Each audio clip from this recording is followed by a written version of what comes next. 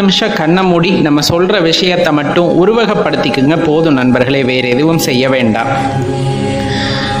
பெரும்பாலும் நம்ம வாழ்தல் அப்படிங்கிறது ரொம்ப மகிழ்ச்சியாக வாழணும், நம்ம உணர்ந்து வாழணும் அப்படிங்கிறது எல்லாத்துக்குமே எந்த மாற்று கருத்தும் இருக்க முடியாது. அதில் வகைப்பாடு வேணால் மாறலாம். நாம் பொன் பொருள் சார்ந்து மகிழ்ச்சியாக இருக்கணும், சில பேர் பார்த்திங்கன்னா நில வளம்னு சேர்த்து மகிழ்ச்சியாக இருக்கணும், சில பேர் ஆடம்பரம் அந்தஸ்து அப்படின்னு மகிழ்ச்சியாக இருக்கணும், சில பேர் அதிகாரத்தில் வந்துட்டு நான் எப்போவுமே இருக்கணும், அதில் தான் எனக்கு மகிழ்ச்சி அப்படின்னு சொல்லிட்டு இருக்கணும். ஆனால் உண்மையான மகிழ்ச்சி என்பது தன்னை அறிந்த நிலையில் ஒருத்தன் இருக்க வேண்டும் அப்படிங்கிறது தான். அது பக்தி மார்க்கத்தால் மட்டும்தான் முடியும் அப்படிங்கிறது அனைவரும் தெரிந்து கொள்ள வேண்டிய ஒன்று. சரி, இந்த நேரத்தில் நம்ம என்ன கண்ணை மூடிக்கிட்டு உங்களை சிந்தித்து பார்க்க சொன்னோன்னா, பெரும்பாலும் இறைவன் அப்படிங்கிறவர் தன்னிகரற்றவர் அப்படின்ட்டு நம்ம சொல்லலாம். அது எல்லா மார்க்கங்களும் வேற வேற மாதிரி சொன்னாலும் ஒரே ஒரு அடையாளத்தை தான் அது விட்டு செல்கின்றது. பரம்பொருள் அப்படிங்கிற ஒரு வார்த்தை, அன்பு வடிவானவன் கடவுள் அப்படின்னு சொல்லிட்டு. இப்போ நம்ம மயானத்து சாமி அப்படின்ட்டு நம்ம சொல்லுவோம். மயானத்து சாமி அப்படின்னு நம்ம யாரை சொல்கிறோம்? பெரும்பாலும் சிவபெருமான ரொம்ப கிராமத்துல எல்லாம் பார்த்தீங்க இல்லை, இப்போ எல்லாருமே சொல்ல ஆரம்பிச்சிட்டாங்க, மயானத்தில் வசிக்கக்கூடியவர் தானே, மயானத்தில் நடனம் ஆடக்கூடியவர் தானே அப்படின்ட்டு. ரொம்ப சந்தோஷப்படணும். ஏன் அப்படின்னு நான் சொல்கிறேன், இப்போ கண்ண மூடி யோசிங்க.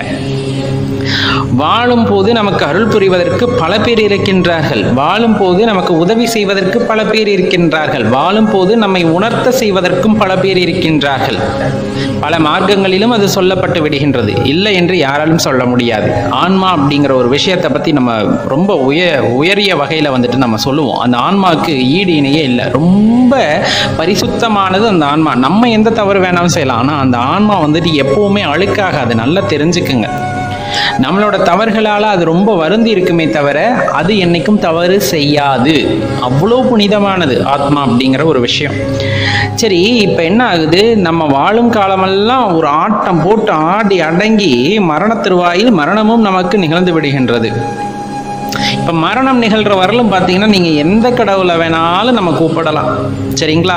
இப்போ நமக்கு பணம் வேணும் அப்படின்னா ஒரு கடவுளை, தைரியம் வேணும் அப்படின்னா ஒரு கடவுளை, கல்வி வேணும்னா ஒரு கடவுளை, இந்த மாதிரி எல்லாத்தையும் வாழும் போது வந்துட்டு வணங்கலாம், கூப்பிடலாம். கண்டிப்பாக அதற்கான பலனும் கிடைக்கும், இல்லை என்றெல்லாம் சொல்லவில்லை. இப்போ நம்மளை கொண்டு போய் காட்டில் வச்சு சிதை மூட்டிடுறாங்கன்னு வச்சுக்கோங்களேன். அந்த உடலை விட்டு உயிர் பிரிந்து விடுகிறது அல்லவா, அந்த ஆன்மா மட்டும் அங்கே தத்தளிச்சுக்கிட்டு நிற்கும். அப்போ அதுக்கு உறவு அப்படிங்கிறதே எதுவுமே இருக்காது. அதுக்கப்புறம் என்ன ஆகிடுது, நீங்கள் உடம்பை விட்டு உயிர் பிரிஞ்சதுக்கப்புறமா நம்மளை ஒரே வார்த்தையில் சொல்லி முடிச்சிடுறாங்களே, டேய் பாடியை டிஸ்போஸ் பண்ணு, ஏய் பணத்தை எடுத்து சீக்கிரம் கொண்டு போங்கடா. அது வரலும் நமக்கு பேர் வச்சு கூப்பிட்ட இந்த உறவுகள், சுற்றி இருக்கின்ற நட்புகள் எல்லாமே ஒரே வார்த்தையில் என்னன்னு முடிச்சுக்கிறாங்க, உங்கள் உறவை துண்டிச்சுக்கிறாங்க. என்னது இது? பிரேதம், இது பிணம், இது சடலம் அப்படின்ட்டு உங்கள் பேரவே ஒரு வினாடியில் வந்துட்டு மாற்றிடுவாங்க. அப்போ உங்களுக்கும் அந்த உயிரினங்களுக்கான உறவு அத்து போய் விடுகிறது. அத்துப்போன உறவுக்கு அடைக்கலம் கொடுப்பதற்கு அங்கு ஒரே ஒருவர் தான் ஆடிக்கொண்டிருக்கின்றார், அவர் சிவபெருமான் அப்படிங்கிறத நம்ம உணர்ந்துக்கணுமா இல்லையா? அப்போ அவர் மயானசாமி அப்படிங்கிறவர் அவர் எப்படிப்பட்டவராக இருக்க முடியும்? எல்லாத்தாலும் கைவிடப்பட்ட ஒருவனுக்கு இறுதியாக ஒரு நம்பிக்கை இருக்கும் என்றால் அது சிவபெருமானாகத்தான் இருக்க முடியும். திக்கற்று நிற்கின்ற வகையில் அந்த ஆன்மாவிற்கு சரியான வழிகாட்டுதலை காட்டுவதற்காகத்தான் எம்பெருமான் மயானத்தில் நடனமாடிக்கொண்டிருக்கின்றார் என்பதை நாம் புரிந்து கொள்ள வேண்டும். அந்த இடத்தில் அவரும் இல்லாமல் போனால் இந்த ஆன்மாவின் நிலை என்ன? அது அடுத்து பயணிக்க வேண்டிய இடத்தை எப்படி சென்றடையும்? இதற்கெல்லாம் வழிகாட்டுதல் வேண்டும் என்றால் அது சிவபெருமானால் மட்டும்தான் முடியும். அது இறந்ததற்கு பிறகு மட்டுமல்ல, இறப்பை மனதில் கொண்டு நாம் வாழும் போதே நெறி பெறலாமல் வாழ வேண்டும் என்றால் அதற்கும் வழிகாட்டுவது சிவபெருமானால் மட்டும்தான் முடியும் அப்படிங்கிறத மனசில் வச்சுக்கோங்க. இப்போ திரும்பவும் அதை மனசை ஒருநிலைப்படுத்திட்டு ஒரு நிமிஷம் கண்ணை மூடி சிவபெருமானை நினச்சி நம்ம வாழ்க்கை ஓட்டத்தை முழுசாக வந்துட்டு ஃபாஸ்ட் ஃபார்வர்டில் ஓட்டி நம்ம மரணத்துக்கு அப்புறம் நம்ம உறவினர்கள், நம்ம சொந்தக்காரங்க, நம்ம நண்பர்கள் எல்லாமே நம்ம எப்படி பார்ப்பாங்க, அந்த சமயத்தில் ஈசன் இல்லைன்னா நம்மளோட நிலைமை என்ன, அந்த உயிர் பிரிந்ததுக்கப்புறம் அந்த உயிர் ஈசன்கிட்ட எப்படி போகும், எப்படி மன்றாடும், அதற்கு அவர் எப்படி அடைக்கலம் கொடுப்பார் அப்படிங்கிறத கொஞ்சம் சிந்திச்சு பார்த்தீங்கன்னா உங்களுக்குள்ள ஒரு உணர்வு தோன்றும் பாருங்க. அது தாங்க வாழ்க்கையோட பிடிமானம் அப்படிங்கிறது. இதை பயம்னு எடுத்துக்க வேண்டாம், இதுதான் அந்த நெறி. அப்போ இது நம்ம மனசுக்குள்ள ஒரு அழுத்தமான பதிவை உண்டாக்கிட்டால் வாழ்க்கையில் நீங்கள் எப்போவுமே தப்பு பண்ண மாட்டீங்க. ஏன்னா எதுவுமே நிரந்தரம் அல்ல அப்படிங்கிற ஒரு உலகத்துல நம்ம வாழ்ந்துகிட்டு இருக்க சமயத்துல அந்த பரம்பொருள் மட்டுமே உண்மையானவர் அப்படின்னு நம்ம உணர்ந்துகிட்டோம்னா நம்மளுக்கு எந்த பிரச்சனையும் எப்பவுமே வராது. திக்கற்ற நிலையில் நீ இருந்தாலும் உன்னை கைப்பிடித்து வழிகாட்டி செல்ல பரம்பொருள் அந்த பரமேஸ்வரன் இருக்கின்றார் அப்படிங்கிற அந்த நம்பிக்கை உங்களுக்குள்ள இருந்தது அப்படின்னா இல்லைங்களா, மயானசாமின்னு சொல்றோம் இல்லைங்களா, அந்த மயானசாமி தான் நம்மை காக்கக்கூடிய தெய்வம் அப்படிங்கிறத மறந்துட வேண்டாம் நண்பர். அவன் அருளாலே அவன் தாள் வணங்கி அவன் அருளை பெற்று அவனை வணங்குவோம். அந்த ஈசனின் கருணை பார்வை கிட்டினால் இந்த உலகத்தில் வேறு எதுவும் நமக்கு தேவையில்லை அப்படின்ட்டு தான் நம்ம சொல்லிக்கொள்ள விரும்புகின்றோம் அடியவர்களே. கண்டிப்பா அந்த பரம்பொருளை எல்லாருமே கூடிய சீக்கிரம் உணர்ந்து கொள்வார்கள். மற்றவர் உண்மையாலுமே அந்த பரம்பொருளை உங்களால் உணர முடியுது அப்படிங்கும் போது மற்றவர்களுக்கும் அந்த பரம்பொருளை உணர்வதற்கு வழிகாட்டுங்கள் அப்படின்னு தான் உங்ககிட்ட வேண்டி விரும்பி கேட்டுக்கொள்கின்றோம். சிவனை பார்த்து ஏன் நீங்க கவலைப்படுறீங்க அல்லது பயப்படுறீங்க அப்படின்னா, கட்டாயம் நம்ம காதால கேட்டு வந்த சில விஷயங்கள் தான் நம்மளுக்கு அப்படிப்பட்ட அச்ச உணர்வை மனதிற்குள் ஏற்படுத்தி இருக்கும் அப்படின்னா அதுல எந்த மாற்று கருத்துமே கிடையாது. இதுல பல பேரோட பங்கு இருக்கு அந்த அச்ச உணர்வை ஏற்படுத்தினதுல. ஆனா அவர் எவ்வளோ பெரிய எளிமையான கடவுள் அப்படின்னு தெரிஞ்சுக்கிட்டா அவர் மேல இருக்க அச்சம் நீங்கி அவர் மேல உங்களுக்கு பாசம் பிறக்கும் அப்படின்னு நான் உறுதியா குறிப்பிட முடியும். பாசம் அப்படிங்கிறத தாண்டி அளவில்லா பக்தி உண்டாகும் அப்படின்னே நான் உறுதியிட்டு கூறுவேன். எப்படி சொல்றீங்க அப்படின்னு பார்த்தா, தன்னை நம்பிய அடியவர்களுக்கு என்றுமே அவர் இறைவனாக இருந்ததில்லை, அவரும் அடியவருக்கு அடியவராகவே இருந்திருக்கின்றார் என்பதுதான் உண்மை.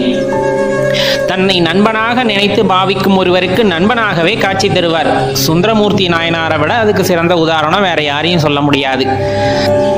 ஒருவர் தன் வாழ்க்கையே ஈசனுக்காக அர்ப்பணிக்கின்றார், அவருக்காகவே வாழ்கின்றார், முழுவதுமாக சமர்ப்பணம் செய்து விடுகின்றார், அவரை அடைய வேண்டும் என்ற எண்ணம் கொள்கின்றார் அப்படின்ட்டு அர்ப்பணிப்பு உணர்வு அதிகமாக இருக்கும் போது அம்மா என்று அழைப்பவர் தான் ஈசன். காரைக்கால் அம்மையாரை நம்ம சொல்லலாமே. எறும்பு குருவி எல்லாத்துக்குமே இரக்கம் காட்டுபவரும் எம் ஈசன் தான். நல்லாவே தெரியும், கருங்குருவிக்கு கூட கருணை காட்டியவர் ஈச பெருமான் அப்படின்னு சொல்லுவோம்.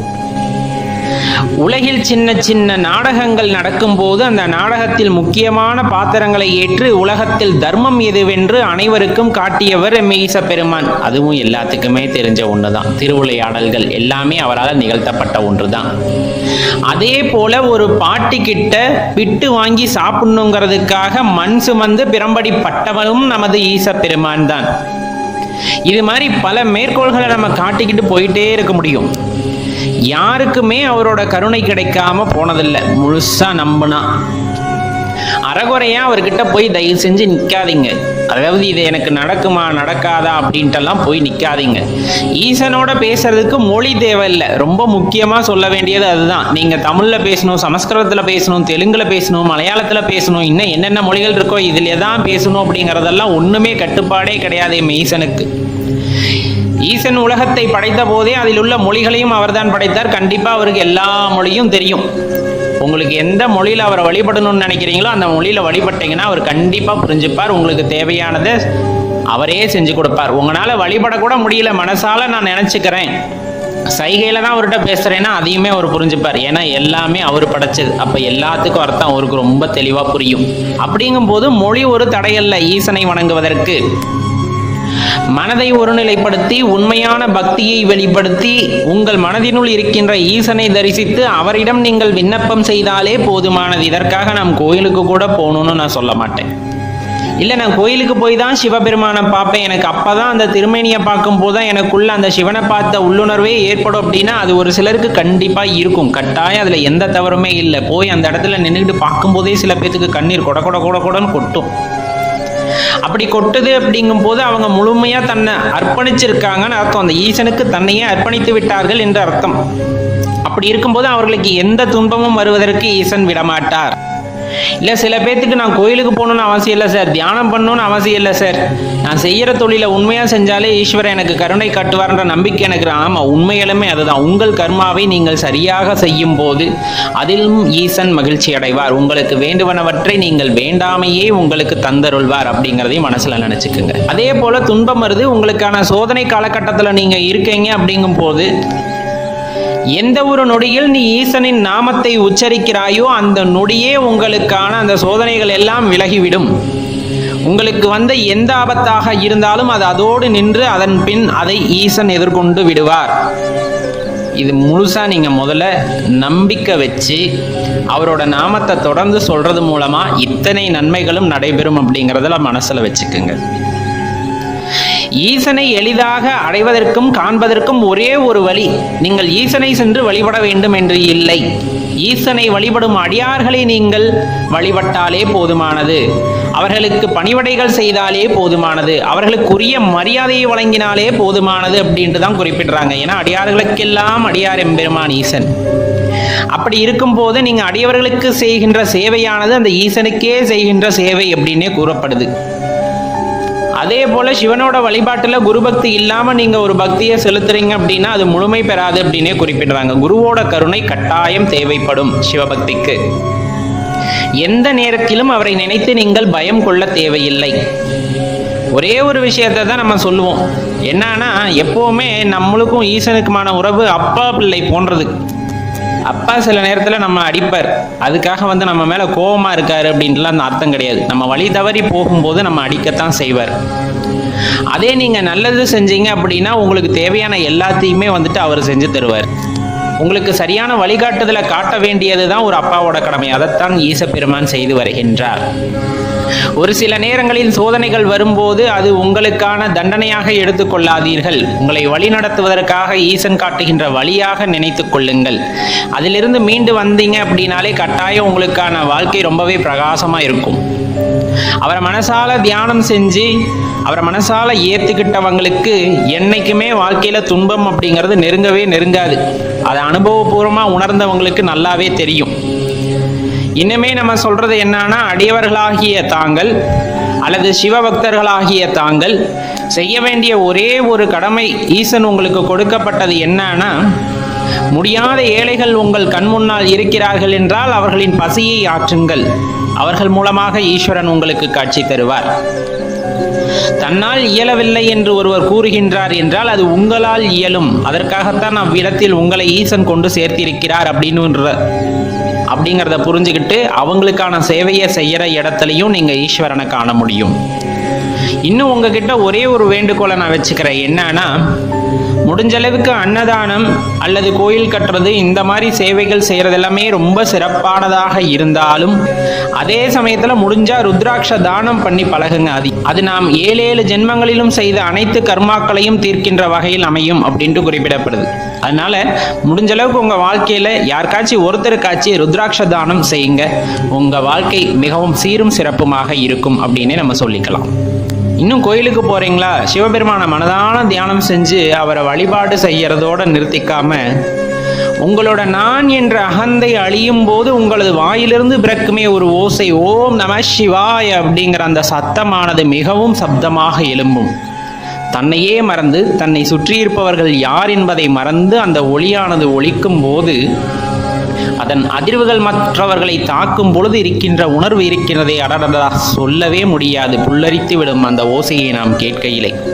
கண்டிப்பாக கோயிலில் கேட்டுப்பீங்க, ஓதுவார் பாடும்போதும் சரி, அந்த கருவறைக்கு பக்கத்தில் யாராச்சும் நின்றுட்டு ஓம் நம சிவாய் அப்படின்னு சொல்லும் போதும் சரி, ஹரஹர மகாதேவா அப்படின்னு சொல்லும் போதும் சரி, நம்மளுக்கு வருகின்ற அந்த ஆனந்தமானது இருக்கிறது, அது யாராலும் கொடுக்க முடியாத ஒன்று. அது பிறர்தான் கொடுக்க வேண்டுமில்லை. ஒரு இடத்திற்கு போகிறீர்கள், கோவிலுக்கு போகிறீர்கள் என்றால் மனதார நான் என்ற அகங்காரத்தை விட்டு ஓம் நம சிவாய என்று சத்தமாக அவரை கூப்பிடுங்கள். நீங்கள் கூப்பிட்ட இடத்திற்கு அவர் ஓடி வருவார் அப்படிங்கிறது தான் உண்மையான விஷயம். உங்களுக்கு எந்த துன்பம் வந்தாலும் சரி, அந்த துன்ப நேரத்தில் ஓம் நம சிவாயின்னு பஞ்சாட்சரத்தை சொல்லுங்க, அவர் அங்கே நிற்பார், உங்க துன்பத்தை போக்கிடுவார். அதுதான் ரொம்ப முக்கியமான விஷயம். இதையெல்லாம் செஞ்சீங்கன்னா சிவனை பார்த்தா கட்டாயம் பயமே வராது. எதுக்கு பயப்படணும்?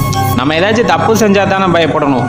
எப்பவுமே ஆன்மீக அனுபவம் சார்ந்து சில வினாக்கள் நம்ம மனதிற்குள் எழுந்து கொண்டே இருக்கின்றன. அதற்கான விடையாக கண்டிப்பாக இது இருக்கும். எந்த இறைவனை நாம் வழிபட்டாலும் சரி, இறுதியில் அது சென்று சேரும் இடம் ஒரே இடம்தான். அவர் தான் சிருஷ்டிகர்த்தா அப்படின்னு சொல்லக்கூடியவர். அதில் எந்த மாற்று கருத்துமே இல்லை. நம்ம எத்தனை பெயர்கள் வைத்து வேண்டாலும் இறைவனை அழைத்துக் கொள்ளலாம். இறைவன் ஒருவரே, அதில் மாற்று கருத்து கொள்ள வேண்டாம். ஆனா இங்க என்ன பிரச்சனை அப்படின்னு பார்த்தோம்னா, ஆன்மீக அனுபவங்களை நான் எப்படி உணர்ந்து கொள்வது அப்படிங்கறத இங்க பிரச்சனை. ஆன்மீக அனுபவத்தை ஒருத்தர் சொல்லி கொடுக்கின்றார், அந்த அனுபவத்தை உணர செய்கின்றார் அப்படிங்கும் போது அது பெரிய கேள்விக்குறியான ஒரு விஷயம். ஏன்னா அனுபவம் அப்படிங்கிறது அவரவர்களுக்கு ஏற்படுவதை தவிர அதை சொல்லி புரிய வைக்க முடியாது, சொல்லி உணர வைக்க முடியாது. நல்லா தெரிஞ்சுக்கணும். இப்ப நெருப்பை தொட்டா சுடுது, அந்த சூடு அப்படிங்கிறத சொல்ல முடியும். அந்த சூடை நான் எப்படி உணர்ந்தேன்னு உங்களுக்கு தெரிஞ்சிருக்குமா அப்படின்னா கட்டாயமா கிடையாது. குளிருது, பனி பெய்யுது, அது எனக்கு குளிருது அப்படின்னு சொல்ல தெரியும். குளிரு அப்படிங்கிறது பொதுவான வார்த்தையாக இருந்து சொல்லப்படலாம். ஆனால் அது எந்த அளவிற்கான குளிர் அப்படிங்கிறது என் உடம்பு மட்டுமே உணருமே தவிர மற்றவர்கள் அதை உணர்ந்து இந்த அளவிற்கான குளிரை இவர் அனுபவிக்கின்றார் அப்படின்னு ரொம்ப துல்லியமா யாருனாலையும் சொல்ல முடியாது. அதே போலதான் ஆன்மீக அனுபவங்கள் அப்படிங்கிறது. இப்போ குரு அப்படின்ட்டு நம்மளுக்கு வாய்க்கின்றார்கள் அப்படின்னா அது பெரிய விஷயம், அது இறைவனின் அருளால் நடக்கக்கூடிய விஷயம். இப்போ அந்த குரு இருக்கிறாங்க, அவங்களுக்கு நம்ம வழிகாட்டுவாங்க. இப்படி வந்துட்டு பிராணாயாமம் பண்ணலாம், இப்படி மூச்சு பயிற்சி பண்ணலாம், இந்த யோகங்கள் நீங்கள் செய்யலாம், இந்த மாதிரி எல்லாத்தையுமே வழிகாட்டுவாங்க. ஆனா அந்த வழிகாட்டுதலை நாம் தொடர்ந்து ஒரு சிரத்தையுடன் செய்யும் பொழுது நமக்கு ஒரு ஆன்மீக அனுபவம் ஏற்படுகிறது அல்லவா? அந்த ஆன்மீக அனுபவமானது உங்களுக்கானது மட்டும்தான். அதை உங்கள் குருவிடம் சொன்னாலும் அவர் அந்த அனுபவத்தை உணர முடியாது. அவர் வேணா தெரிந்து கொள்ளலாம், ஒருவேளை இவங்களுக்கு இந்த மாதிரி அனுபவம் கிடைத்திருக்கலாம் என்று வேணால் உணர்ந்து கொள்வாரே தவிர அந்த உங்களுக்கு ஏற்பட்ட அந்த அனுபவத்தை அவராலும் உணர்ந்து கொள்ள முடியாது. அந்த அனுபவமானது உங்களுக்கானது. அந்த உள்ளார்ந்த உணர்தல் அப்படிங்கிறது உங்களுக்கு மட்டுமானது. அது இறைவன் ஒவ்வொருவருக்கு ஒவ்வொரு மாதிரியாக உணர்த்துகிறார். அதுல எந்த மாற்று கருத்துமே இல்லை. உங்களுக்கு நல்லா தெரிஞ்சிருக்கும், இந்த உலக வாழ்க்கையில கூட இறைவனை வழிபடுபவர்கள் பல்வேறு நாமங்களை சொல்லி வழிபடுகின்றார்கள். நிறைய கடவுளோட நாமங்கள் உள்ளன. இவர்தான் உண்மையான கடவுள், இவர்தான் உண்மையான கடவுள் என்று நிறைய நாமங்கள் சொல்லப்பட்டாலும் அந்த நாமங்கள் யாவும் இறுதியில் ஒரு இறைவனை சென்றடைகின்றன அப்படிங்கிறது தான் ஞானிகளோட அந்த தத்துவார்த்தமான வார்த்தை. இப்போ ஒருத்தர் முருகரை வழிபடுறார், சில பேர் திருமாலை வழிபடுறாங்க, சில பேர் கிருஷ்ணனை வழிபடுறாங்க, சில பேர் அம்பிகையில வேறு வேறு உருவங்களில் இருக்கக்கூடிய அம்பிகைகளை வழிபட்டாலும், சில பேர் சிவபெருமானை வழிபட்டாலும் இறுதியில் இந்த ஆற்றல்கள் யாவும் ஒரு இடத்தில் நிலை கொள்கின்றன. அவர்தான் உண்மையான இறைவன். இவங்க எல்லாருமே ஒண்ணுதான் அப்படின்ட்டு தான் நம்ம சொல்ல வர்றோம். நாமங்கள் வேறாக இருக்கலாம், நாம் வழிபடும் முறைகள் வேறாக இருக்கலாம், நாம் அவர்களை அணுகும் விதமும் கூட வேறாக இருக்கலாம். ஆனால் இறைவன் ஒருவரே, அவரே சிருஷ்டிகர்த்தா அப்படிங்கிறதுல எந்த மாற்று கருத்துமே இல்லை. நல்லா தெரிஞ்சுக்குங்க. அப்ப என்னோட அனுபவத்தை நான் ஒருத்தங்களுக்கு சொல்றேன் அப்படிங்கும் போது அதை அவர்கள் புரிந்து கொள்ள முடியுமா, உணர்ந்து கொள்ள முடியுமா? கட்டாயமா முடியாது. அவர்களுக்கான வழியை தேர்ந்தெடுத்து அவர்கள் அதை உணர வேண்டும். தனக்கு என்ன விதிக்கப்பட்டிருக்கிறது, நான் எப்படி உணர வேண்டும் என்று தெரிந்து கொள்வதற்கான ஆவலை ஏற்படுத்தி கொண்டு அதன் வழியில் பயணிக்கும் போது கட்டாயமாக அவர்களுக்கு ஆன்மீக அனுபவம் ஏற்படுகிறது. நல்ல தெரிந்து கொள்ள வேண்டிய விஷயம். அப்ப இந்த ஆன்மீக அனுபவம் என்பது நமக்குள் ஏற்படுவதை தவிர மற்றவர்கள் சொல்லி நமக்குள் உணரப்படுவது அல்ல. அப்ப ஆன்மீக அனுபவம் என்பது ஒருவர் சொல்லியோ ஒருவர் விளக்கியோ நமக்கு புரிவதல்ல, நாம உணர வேண்டும் இறைவனை. அவ்வாறு உணர்ந்த பின்பு அந்த தேடுதலானது நிலை பெற்றிருக்கும். அடுத்த நிலையை நோக்கி நாம் செல்வதற்கு அது ஒரு தூண்டுகோலாக இருக்கும் அப்படிங்கிறதுல எந்த சந்தேகமும் நீங்கள் கொள்ள வேண்டாம். மேலும் அப்ப அந்த ஆன்மீக அனுபவம் கிடைக்க வேண்டும் அப்படின்னு உங்க மனசுக்குள்ள ஒரு உறுதியான அந்த தேடுதல் ஏற்பட்டு விட்டால் இறை நாமத்தை மட்டுமே சொல்லிக் கொண்டிருங்கள், இறை சிந்தனையிலேயே இருங்கள், போதுமானது. நீங்கள் எப்பொழுது இறைவனை உணர வேண்டும் என்று நினைக்கிறீர்களோ, அந்த ஆன்மீகத்தை அனுபவத்தை பெற வேண்டும் என்று நினைக்கிறீர்களோ, அந்த க்ஷணத்திலிருந்து உங்களுக்கான தேடுதல் ஆரம்பிக்கின்றது. அது ஓரிரு நாட்களில் முடியலாம், ஓரிரு வாரத்தில் முடியலாம், ஓரிரு மாதத்தில் முடியலாம், ஓரிரு வருடங்கள் ஆகலாம். அதில் மாறுபாடு ஒவ்வொருத்தருக்கும் அவங்க எடுக்கிற முயற்சிக்கு தகுந்தாற் போல மாறும். ஆனா இறைவன் யாரையும் கைவிட்டதில்லை. அந்த ஆன்மீக அனுபவத்தை உங்களுக்கு ஒரு உணர்வின் மூலமாக, உங்களுக்கு ஒரு வழியின் மூலமாக கட்டாயமாக அவர் காண்பிப்பார் அப்படிங்கிறதுல எந்த மாற்று கருத்தும் கொள்ளாதீர்கள். இறுதி வரையில் விடாப்பிடிவாதமாக அவரை பிடித்துக் கொள்ளுங்கள். என்னோட ஆன்மீக அனுபவத்தை நான் என்னோட ஆன்மீக வாழ்க்கையில் நான் அந்த அனுபவத்தை உணர வேண்டும் இறைவா, அதற்கு நீதான் வழிகாட்ட வேண்டும் என்று இறைவனின் அந்த ஆற்றலை இறுக பற்றி கொண்டாலே போதுமானது. நீங்கள் இறுகப்பற்று நினைக்கும் அந்த தருணத்தில் அவர் உங்களை இறுக பற்றி கொள்வார். அதுதான் அந்த இடத்துல உண்மையான ஒரு விஷயம். அவர் பற்றி கொண்ட பிறகு இறைவன் அப்படிப்பட்டவர், இப்படிப்பட்டவர், அந்த ஆற்றல் கொண்டவர், இந்த ஆற்றல் கொண்டவர் என்றெல்லாம் சிந்தை இல்லாமல் முழுவதுமாக அவருடன் ஐக்கியமாகி விட வேண்டும் என்ற எண்ணம் வரும் பொழுது கண்டிப்பாக உயர்ந்த ஆன்மீக அனுபவங்கள் நமக்கு கிடைக்கப்பெறும் அப்படிங்கிறதுலையும் எந்த சந்தேகமும் கொள்ள வேண்டாம். நீங்கள் அதை நோக்கி பயணிக்க வேண்டியது இருக்கிறது நண்பர்களே. எப்பவுமே ஆன்மீகம் என்பது நான் சொல்வதாலோ பிறர் சொல்வதாலோ நமக்கு புரிந்துவிட்டது போல் நினைத்தாலும் அதில் நாம் தவறு செய்கிறோம் என்பதுதான் உண்மை. யார் சொல்ல கேட்டாலும் நாம் அதை உணர முற்பட வேண்டும். அதுதான் ரொம்பவே முக்கியமான விஷயம். வார்த்தைகளில் சில விஷயங்களை விளக்கிவிடலாம், ஆனால் உணர்வுகளின் மூலமாக எதையும் விளக்க முடியாது. அந்த உணர்வுகளை நாம் உணர வேண்டுமே தவிர பிறரால் நமக்கு உணர்த்த முடியாது. இந்த ரகசியத்தை தெரிஞ்சுக்கிட்டா ஆன்மீக வாழ்க்கையில பெரிய பெரிய நிலைகளை எட்டி பிடிக்க முடியும். இறைவனை சரணடைந்து இறைவனை உணர்ந்து அவருடன் இரண்டர கலக்க முடியும் அப்படிங்கிறதுல எந்த சந்தேகமும் கொள்ளாதீர்கள் நண்பர்களே. சிவபெருமான் அளவில்லாத ஆற்றலை உடையவர் அப்படின்னு எல்லாத்துக்குமே நல்லா தெரியும். அதாவது உள்ளத்தில் உணரும் போது அப்படின்ட்டு நான் இந்த இடத்துல குறிப்பிட்டு சொல்ல வேண்டியது இருக்கு. அதே போல எல்லா உயிர்களிலும் நாம் சிவத்தை காண்போம் அப்படிங்கிறது இதுக்கு பொருந்தும். சரி, இப்ப நம்ம என்னெல்லாம் பண்ணணும் அப்படிங்கிறத பார்க்கலாம். மனதார பூஜை செய்ய வேண்டும், மனதார பூஜை செய்ய வேண்டும். திரும்பி சொல்லி பாருங்க, மனதார பூஜை செய்ய வேண்டும். சிவ வழிபாடு அப்படிங்கிறது புறத்தே செய்வதல்ல, அகத்தே செய்வதுதான் சிவ வழிபாடின் உத்தமம் அப்படிங்கிறத எல்லாருமே நல்லா புரிஞ்சுக்கணும். நம்ம போறோம், கோவிலுக்கு பால் வாங்கி தர்றோம், தயிர் வாங்கி தர்றோம், வில்வம் வாங்கி தர்றோம் அப்படிங்கும் போது அதெல்லாம் வாங்கி தந்துட்டு நம்ம ஒரு பக்கம் வேடிக்கை பார்த்துக்கிட்டு இருந்தா அதுல ஒரு பிரயோஜனமே இல்லை. மனசுக்குள்ள அவரை உருவகப்படுத்திக்கிட்டு நீங்க லிங்க வடிவமாகவோ அல்லது நீங்க எப்படி சிவத்தை உணர்றீங்களோ அந்த வடிவமா அதுக்குள்ள அபிஷேகங்களும் ஆராதனைகளும் உங்களது மனதிற்குள் பண்ணும்போது கிடைக்கின்ற ஆனந்தம் வேறு எங்கேயுமே கிடைக்காது. அப்ப நம்ம அப்படிதான் கட்டாயமா பண்ணணும் அப்படிங்கிறதையும் இந்த இடத்துல நினைச்சுக்கோங்க. ஏன்னா உங்க உள்ளமே கோவிலாக மாறும்போது நீங்க ஒரு எல்லையற்ற இன்பம் காணக்கூடிய ஒரு நபராக மாறி விடுகிறீர்கள். அப்ப இந்த உலகத்தில் உள்ள ஜீவராசிகளை எல்லாம் நேசிக்கின்ற மனிதனாக ஆகிவிடுகின்றீர்கள் அப்படிங்கிறது தான் இதுக்குள்ள இருக்க தாற்பயம். பெரும்பாலும் உள் ஆனந்தத்தை நாம் தினம் தினம் ஒவ்வொரு நிமிடமும் ஒவ்வொரு வினாடியும் அனுபவித்துக் கொள்கின்றோம். அது என்ன உள் ஆனந்தம்? சிவனை உணர்ந்துட்டாலே நம்ம உள்ளுக்குள்ள ஒரு பரவச நிலை உண்டாகும். அந்த ஆனந்தத்தை நாம் மட்டும் அனுபவித்துக் கொண்டிருக்கின்றோம். அப்படிங்கும் போது அது சரியான விஷயமாக இருந்தாலும் நாம் எதற்கு கடமைப்பட்டுள்ளோம் அப்படின்னா, நாம் அனுபவிக்கின்ற இந்த ஆனந்தத்தை இந்த உலகத்தில் இருப்பவர்கள் அனைவரும் அனுபவிக்க வேண்டும் என்ற எண்ணம் நமக்கு முதலில் வர வேண்டும். நாம் குருவாக இருந்து மற்றவர்களுக்கு வழிகாட்ட வேண்டும். நான் குருவா, என்ன குருவா ஏத்துப்பாங்களா? இல்லை நான் உண்மையாலுமே குருவா? மனதார சிவத்தை மற்றவர்களுக்கு போதிக்க வேண்டும் என்ற நிலையில் அவர்களுக்குள் உள்ள அறியாமையை போக்கி அவர்களுக்குள் உள்ள சிவத்தை நீங்கள் உணர வைக்க முற்படும் போதே நீங்கள் குருவாகின்றீர்கள்.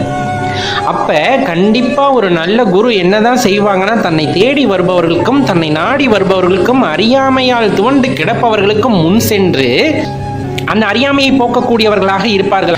அப்ப இந்த விஷயத்துல நம்ம ஒவ்வொருத்தருமே குருவா செயல்படணும். மற்றவங்களுக்கும் அந்த ஆனந்தத்தை உண்டாக்குவதற்காக, அதை அவர்கள் புரிந்து கொள்வதற்காக. ரொம்ப முக்கியம். நம்ம கோவிலுக்கு போய் தான் பூஜை செய்யணும் அப்படிங்கிற அவசியம் கிடையாது, அங்க அர்ச்சனை செய்யணும்னு அவசியம் கிடையாது.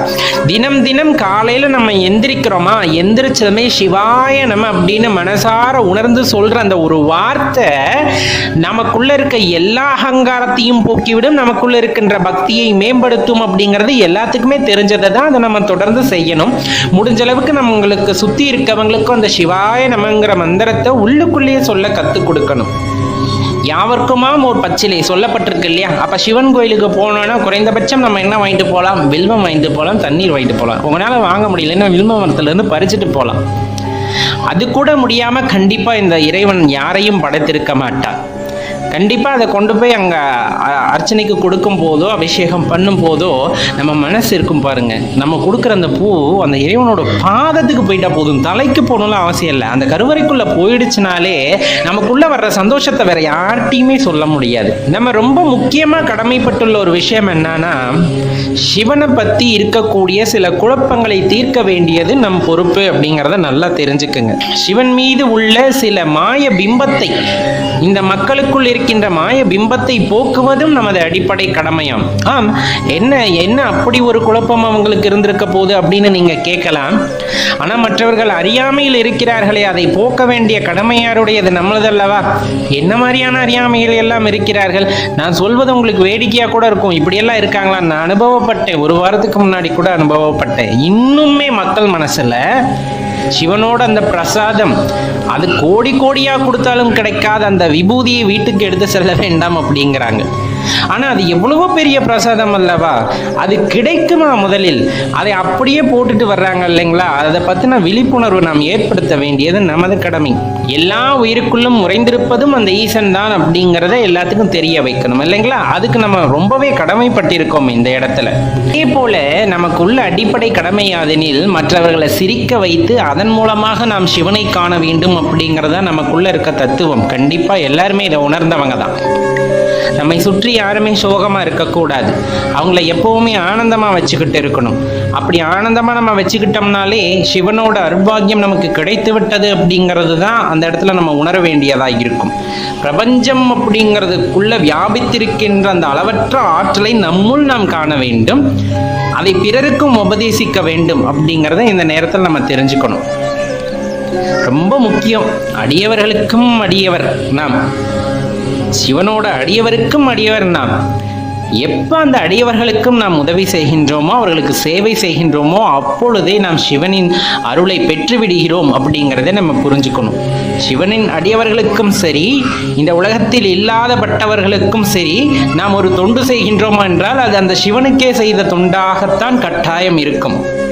அதே போல கடவுள் எனக்கு இதை செய்யணும், அதை செய்யணும், அவ்வளோ பணத்தை கொடுக்கணும், தொழிலில் முன்னேற்றத்தை கொடுக்கணும், இதெல்லாம் சிவனை உண்மையான பக்தியோட வழிபடுறவங்க யாருமே கேட்க மாட்டாங்க. இதுக்காகவா நம்ம சிவன் கிட்ட போகிறோம்? கண்டிப்பாக கிடையாது. இந்த வாழ்க்கையோட உண்மை பொருள் என்னன்னு தெரிஞ்சுக்கிறதுக்காக போகிறோம். அப்போ நம்ம எதுவுமே கேட்க தேவையில்லை, எதுவுமே கேட்க வேண்டாம். அந்த சிவனை பார்த்துட்டு கண்கலங்கி நிற்கிற அந்த ஒரு நிமிஷம் நமக்கு போதும், அந்த ஆனந்தம் நமக்கு போதும் அப்படிங்கிற மனதோட இருந்தோம்னா கட்டாயமா இந்த வாழ்க்கையோட உள்ளர்த்தம் நமக்கு புரிய வைப்பார் அப்படிங்கிறத மனசார ஏத்துக்கணும். இங்கே என்ன பிரச்சனை அப்படின்னா, கஷ்டத்துக்காக கோவிலுக்கு போனால் கஷ்டம் தீந்துடணும் அப்படின்னு நினைக்கிறாங்க. கஷ்டம் அப்படிங்கிறது எல்லா மனிதர்களுக்கும் இருக்கும். கடவுளை வழிபடுபவர்களுக்கு மட்டுமல்ல, கடவுள் இல்லை என்று சொல்பவர்களுக்கு மட்டுமல்ல, இந்த உலகத்தில் பிறந்த ஒவ்வொரு ஜீவராசிக்கும் கஷ்டம் இருக்கின்றது. இந்த மனித குலத்தால் மற்ற உயிரினங்களுக்கு வராத கஷ்டமா நமக்கு வந்து விட்டது கிடையாது இல்லையா? அப்ப கஷ்டம் அப்படிங்கிறது வாழ்க்கையோட ஒரு அங்கம். அதை நீங்க பெருசா நினைச்சீங்கன்னா பெருசா தான் இருக்கும். அதனால அதை பத்தி கவலைப்படாம சிவன் மேல, அந்த ஈஸ்வரன் மேல எல்லா பாரத்தையும் போட்டுட்டு வாழ்க்கையை நடத்தணும் அப்படின்னா கட்டாயம் இந்த வாழ்க்கை ஆனந்தமாக இருக்கும் அப்படிங்கிறத எந்த மாற்றுக்கிறதுமே கிடையாது நண்பர்களே. நம்மளுக்குள்ள பல எண்ணங்கள் அப்பப்ப வந்துட்டு போகும், வந்துட்டு போயிடும். நம்ம தான் கடவுள் அப்படின்னு சொன்னோம்னா அந்த நிமிடத்தில் நம்மளுக்கு அந்த எண்ணம் வரும், அப்புறமா போயிடும்.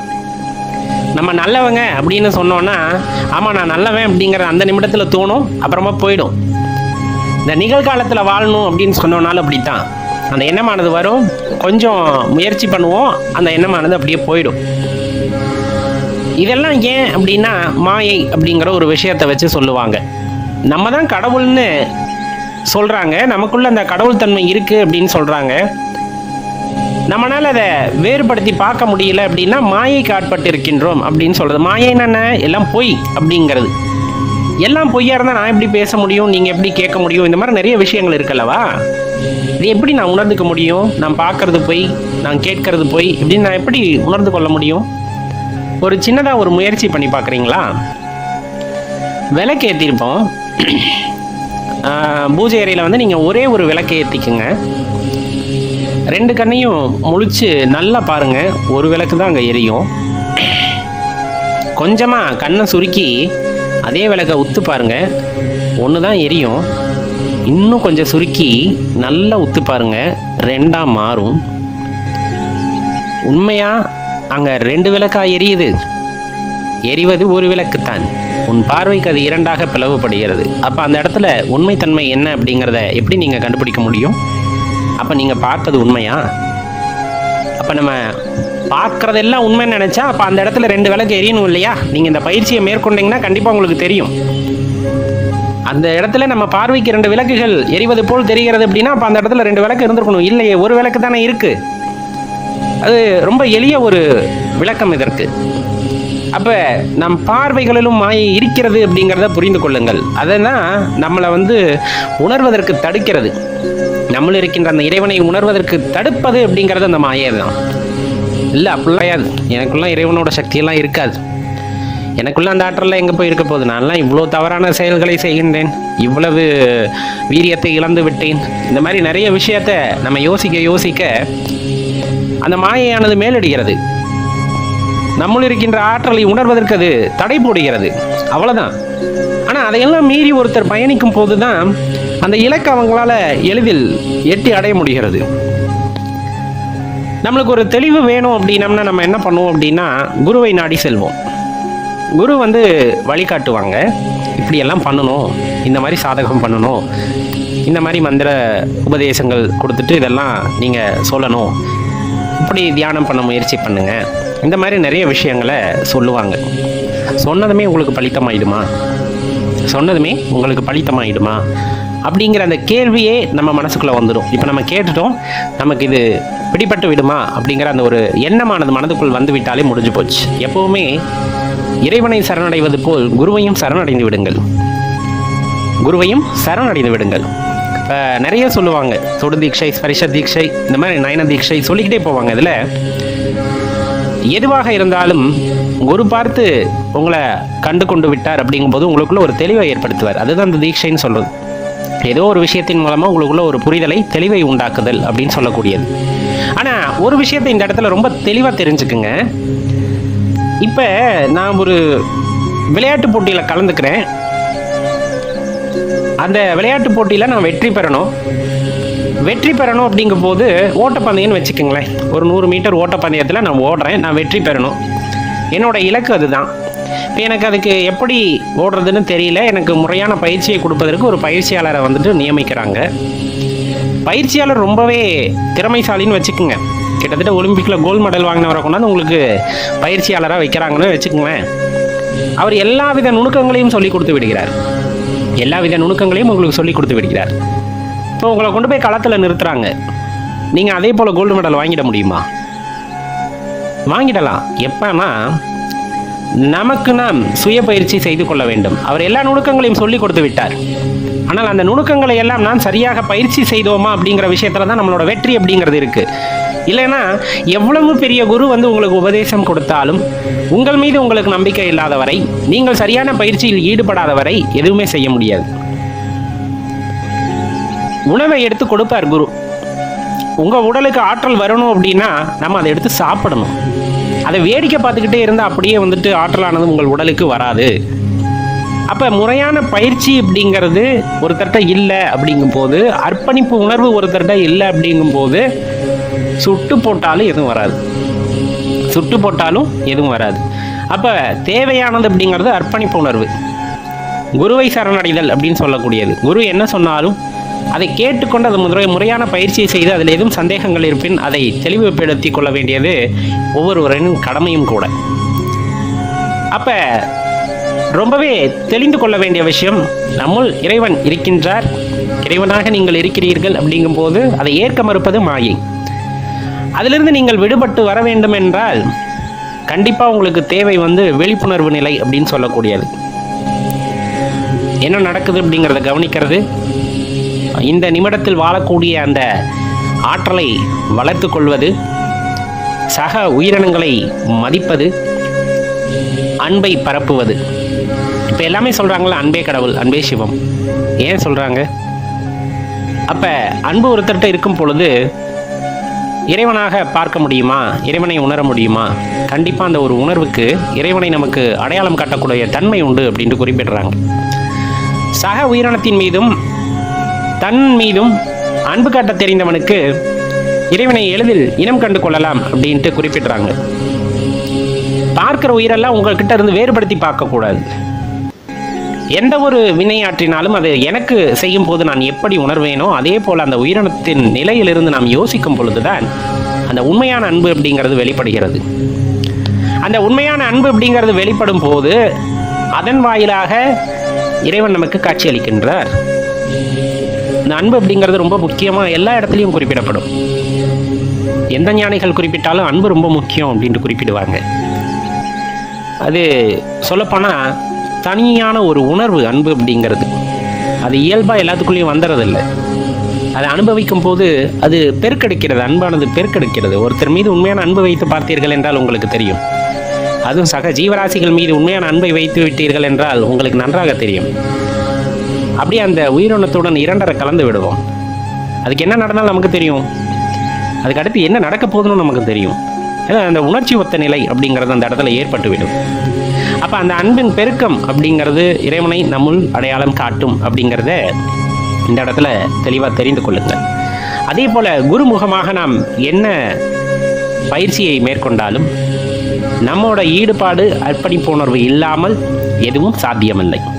எப்பவுமே நான் இப்படி எதிர்மறையாகவே பேசக்கூடாதுன்னு நினைப்பேன். இதை எப்படி சொல்லலாம்? அர்ப்பணிப்பு உணர்வுடன் முழு முயற்சியுடன் குரு அளித்த அந்த வித்தைகளை, கற்றுக் கொடுத்த வித்தைகளை, பயிற்சிகளை நாம் முறையாக செய்யும் பொழுது எல்லாமே சாத்தியமாகும். அப்படி வச்சுக்கலாம், எல்லாமே சாத்தியமாகும். எதிராக போகும்போது நமக்கு அது பழித்த மாதிரி. நிறைய பேத்துக்குள்ள இந்த வினா இருக்குது. அதனால தான் நான் கேட்குறேன், அதனால தான் நான் சொல்ல வேண்டியது இருக்குது. நிறைய பயிற்சி பண்ணுறோம், ஆனால் அடுத்த நிலை அப்படிங்கிறது என்னன்னு தெரிய மாட்டேங்குது அப்படின்னு. தியானம் அப்படின்னா என்னமோ நம்ம நினச்சிக்கிறோம். தியானம் அப்படிங்கிறது ஒருநிலைப்பட்ட மனதுடன் நீங்கள் அமரும்போது உங்களோட இதய துடிப்பு உங்களுக்கு கேட்க வேண்டும். இரத்த சுழற்சியோட வேகமும் நமக்கு புரிய வேண்டும். மூச்சு எப்படி உள்ளே போயிட்டு வருதுங்கிறத உங்களால் உணர முடியுது அப்படின்னா அது தியான நிலைக்கு போயிட்டீங்கன்னு தான் அர்த்தம்.